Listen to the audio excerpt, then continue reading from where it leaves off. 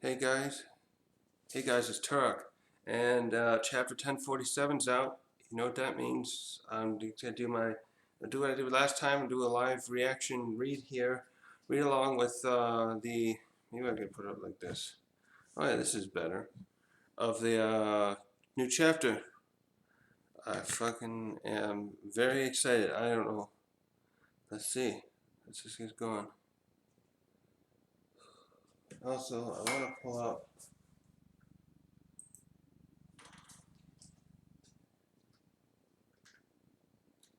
Cast of One Piece. I'm gonna pull up the cast of the One Piece Wano arc. I've been uh falling behind on many of the names of the characters. No, I guess it's not gonna work. Oh, here we go. It's gonna work. Oh yeah, here we go. Hmm? Odin, Toki, yeah, Toko, Tommy, Kanema. Yeah, this works. All right. Okay, what do we got here? Okay, so we finish off with Yamato telling Momonosuke that he has to do something quickly to get the flames going, flames or produce flames of his own. Otherwise, the Onigashima is gonna fall. And based on what they showed before, they are very close to the flower capital. But while Momo's still a little scared and having some self doubt, which is understandable. He's an adult. He's a kid in an adult's body, so he's big and powerful, but he still doesn't know much about his powers. So hopefully he'll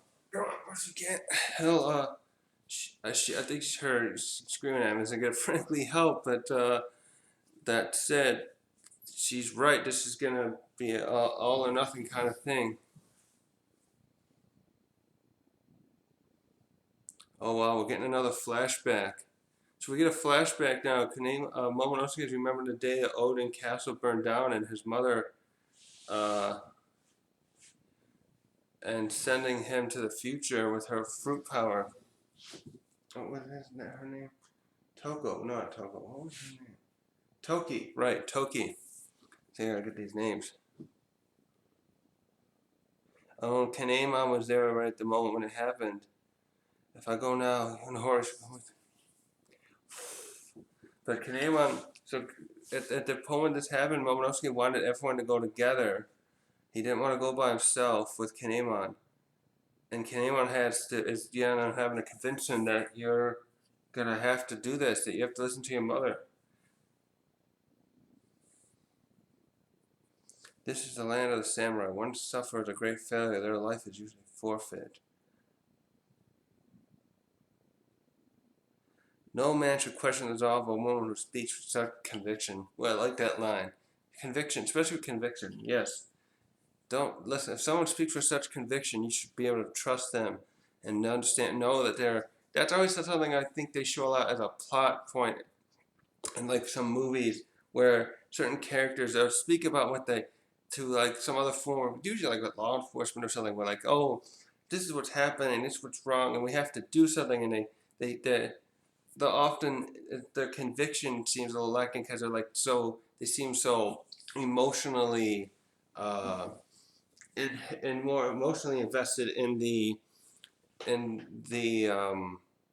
what they're trying to convey to the other character, and so they're thought to be not telling the truth. Even then, sometimes there's points where I notice the conviction of even the convictions there, the characters don't uh, get the belief they should from others until it's too late. Oh, so nothing could be more shameful than that question resolve of a woman. Wow, that's pretty good, huh? Hmm. Oh, that's right. The others were there too. Raizo. Everyone was there. Even like he was the one. What was his name? The one who was really the traitor, right? Oh, I forgot his name. Kanjiro, right? Kanjiro's there. Raizo was there. Kinemon. All there. And they were like, "I'm not." And so, but his retort is, "I'm not a kid. I'm not a man. I'm just a kid." But now that so, but who else back? Is that Kanemon? Yeah, Kanemon. But Odin's gone now, so you have to basically be the man now. And then Kanemon begs to have another chance to fight. Boy, he gives a very there's a great art here of Kanemon crying. He's really begging because he feels he failed so badly for Odin and everyone.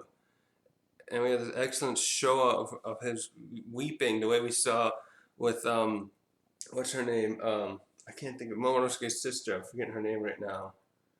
Okyo? No, no. Is that the one? Oh yeah, is that her now? Kiko? I forget.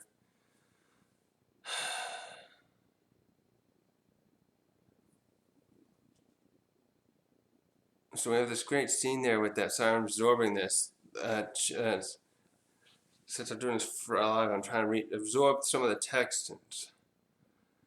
So yeah, he's given a very heartfelt speech at Kanewa to young Momonosuke 20 years ago about wanting to serve you again. So that let's see. I would beg you to give us another chance. I would rather die with honor on a battlefield than wait here to burn to death. Can't you? Oh, that burn to death thing. Yeah, that the other. Can you give us that chance? I would do anything to wield a sword for you.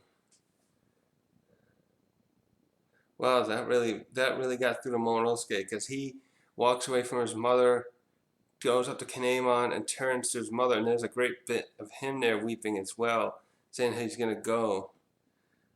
And this gets to we see Toki too realize he's growing up there, and she was starting to realize how she's never gonna see him again, likely.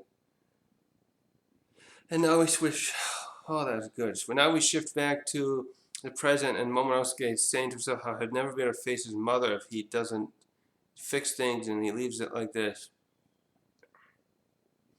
And so now he yelled. We see him screaming aloud, and it shows a shot of behind Onigashima and the flower capital still way over their head. So it looks like they're within. How big? Onigashima is pretty big. They got to be less than 5 miles away as a crow flies. A few miles maybe away there. So that if they drop, I don't know. That's not as high. It just reminds me of is it the Age of Ultron movie where that Ultron brought that city really high and he was planning on crashing it down. But that was also made of adamantium, right? Not adamantium. What's the metal called that Captain America's shield used? And it was going to crush or destroy the Earth like a comet. So this is the same concept here, but I feel like they're far enough away, Crashland and Flower Capital, that if it did drop, that would not cause significant damage to the Flower Capital.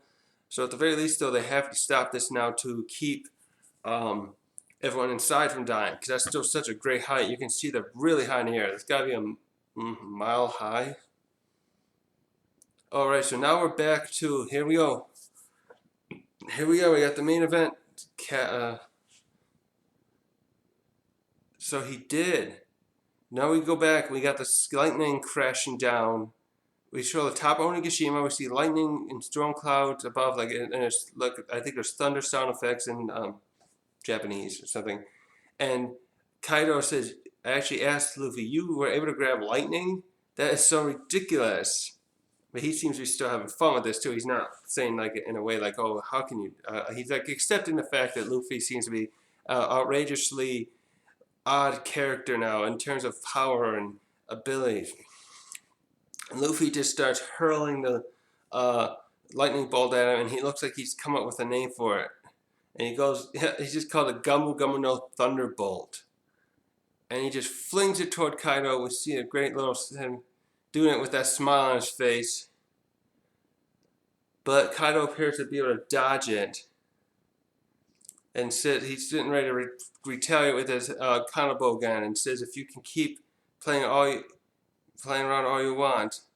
But he's still huffing and puffing too while he's doing this. And he's about to come at Luffy again with the Kanabo, and it looks like he makes a direct hit with him, and Luffy looks like he's flying like a home run. This looks like a home run type hit where he's sending him. Kaido's sending him flying. Oh my god.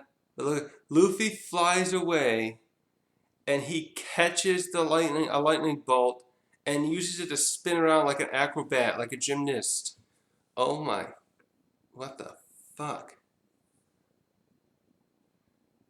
And what's he doing? Is he flown his way back? And he's coming back. Looks like he's coming back to Kaido.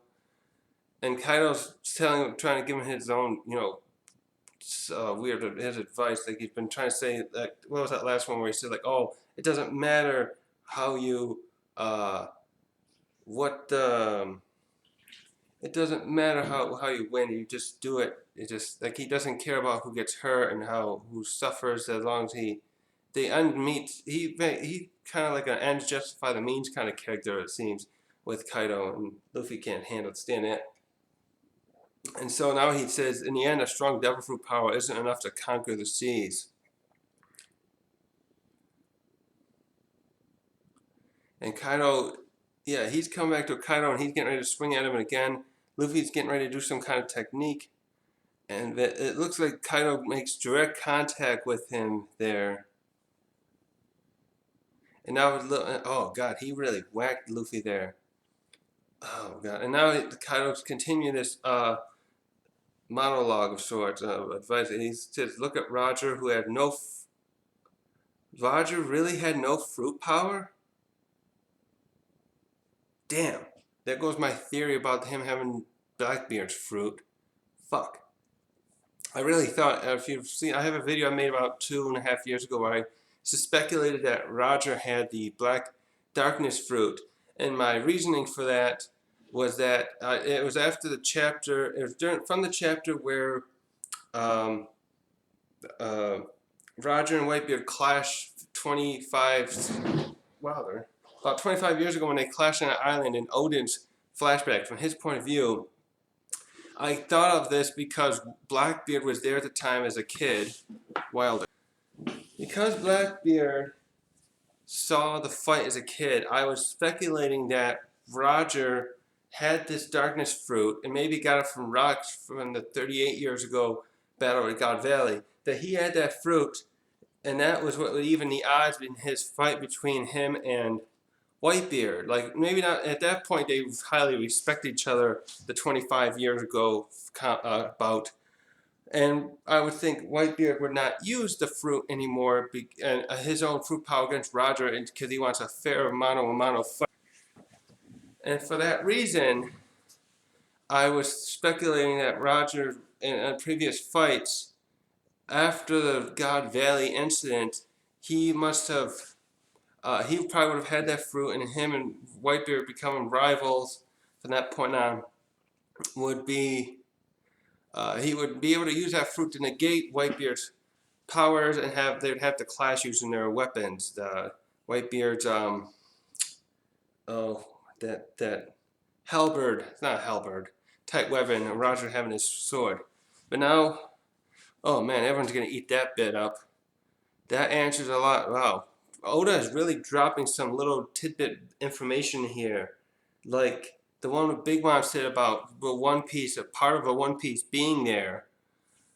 Whew, that's gonna be something that I can't wait to see what Tekken puts up on that video. So now Kaido's basically talking about here is Kaki is really the only power that needs to be necessary to win, which I find. Sorry, I'm getting something else to drink while I'm here.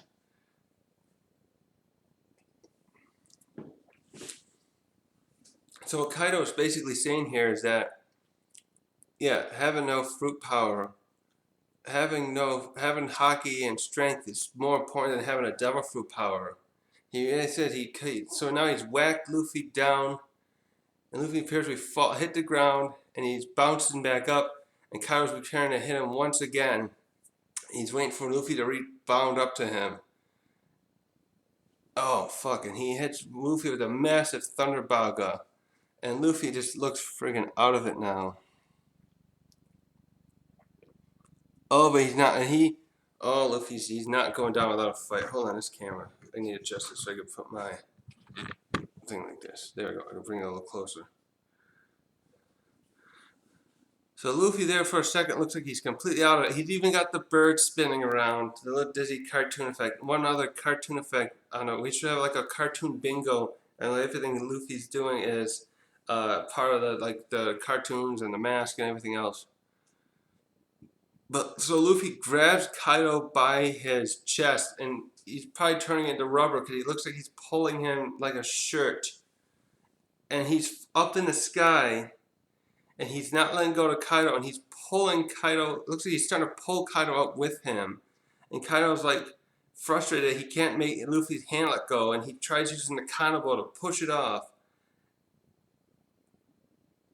And he won't let go. So now Kaido quickly transforms into a dragon and says, "You've given away your position," and starts using his using a slice attack, Dragon Twister Demolition Breath. And he remarks how Luffy's still weak to slashing attacks, which seems pretty obvious. Luffy's not invincible, as we've seen. So Kaido's, he knows his fruit is similar to being like the rubber properties. And this appears to make contact with Luffy. And we get a pretty good close-up of him grimacing in pain as all those slices come around him. Oh, fuck, Luffy. He's not doing so well. Kaido's really starting to say, Kaido is not holding back anymore. And so now we switch around to the flower capital. And we're seeing them finish that ceremony of the things that are lifting off into the air.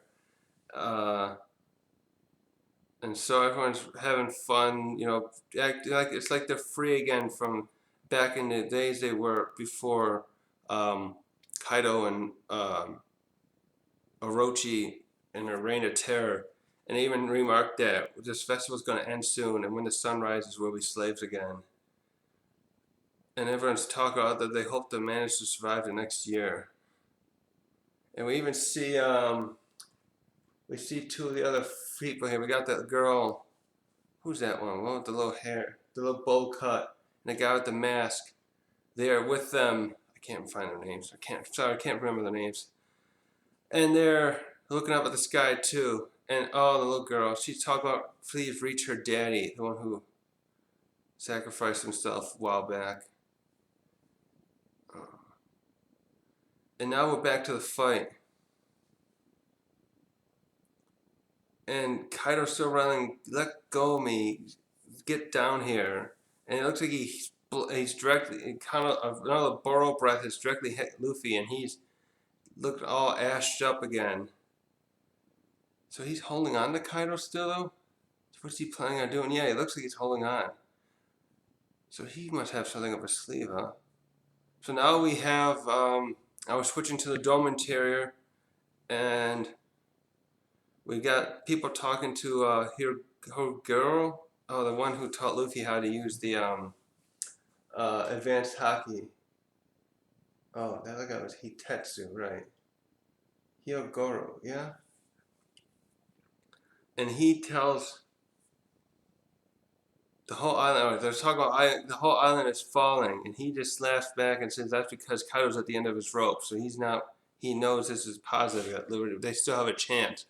And then he tells everyone, what do you prefer? Whether if Luffy wins and Kaido makes them all, losing will cause the island to fall, or will you rather have Kaido come out on top and then be back to where they were before? So everyone says, yeah, okay, I see what you mean. We gotta hope this is the better outcome. And everyone starts talking about how the family they still got behind. One has a kid, and one has to talk about their wife. And they talk about, yes, if Luffy can win, we'll at least they'll have peace. Even if we can't make it out, our families will be safe. So they all start cheering to Kaido and about taking out Kaido. And we see the kid there grimacing like he's probably pissed that Luffy's gonna get the credit for taking out a Yonko himself. So now we have one of these other, who's that? One of the other special guy with these horns. He yells, Yeah, then I'm like, was that one of the other allies? And he says about, why are you guys all crazy? We're done for here. But what's his name? Goro's like, so what? We don't care. We want Kaido to be out of our hair forever. How much more of this? So now we're going back to the basement, and we got Usopp and his friends still running away, but now they got the water behind us. No, is that water? Yeah. Oh no, they're running from the fire first, and now water comes behind them. That from Raizo and Jinbei, and it's caught them in a torrent like a wave. And now we switch to the treasury repository. So yeah, so they're okay. They're hopefully they don't get. It's Usopp though. He'll be all right, I'm sure. So now we're back to treasury repository. Oh, and now we're back to um what's his damn name again? Um I just said his name. I can't think of it. As our villain. Um Orochi. God, I couldn't think of Orochi. Now we got Orochi and what's her name? What's her name again? Oh, I'm doing terrible today, aren't I? Komurosaki, yeah. And he's transformed. Now, Orochi's nail, the nail has come loose because of the seastone nail came loose because of the um, tremors from the water, I assume. And he transforms into his monster form, and he's screaming to Odin, like, "How are you watching? I'm gonna take your daughter with me." And now we got Komurosaki just reeling back like as if she doesn't know how to. She's not ready to defend herself, I guess. Which I hope she's got a plan B if he doesn't. Oh shit! Now we're back to Luffy and them, and then we hear Luffy yell to Momonosuke, and Momonosuke looks up, and then we get a still shot with Yamato and Momonosuke um, opening their mouths in awe. And Luffy's, oh my god, Luffy's creating the mother of all gear third fists. And he says, I'm finishing this for good. Onigashima is in the way, move it. So he wants to finish the fight without fighting on Onigashima? Oh wait, did I miss it? Yeah. So we see Nami saying, is he prepared to punch through the island? And Luffy finishes by saying, oh Momo, I know you got this. I know you can do this. And that's the chapter end. So this fight isn't over yet, guys. I'm so glad it's not quite over yet. I was thinking that some of these fights have been pretty short in here, but Oda's kind of doing a thing that reminds me of a lot of movies like Avengers and others, where it's flipping back and forth in a way to keep us abreast of who's fighting, what's happening here and there, and while the fight's still going on. And oh god, so Luffy did really touch lightning and use it as a weapon, and then he got attacked. When he got flung away, he grappled it like a gymnast and spun it around and to come back. That's just, oh man, everyone's gonna have a field day with that one. I just can't. That too. I wasn't sure I believed it, but could believe it when I first saw that last chapter. That in this flashback with Momonosuke's mom was really good, and Kaname on there.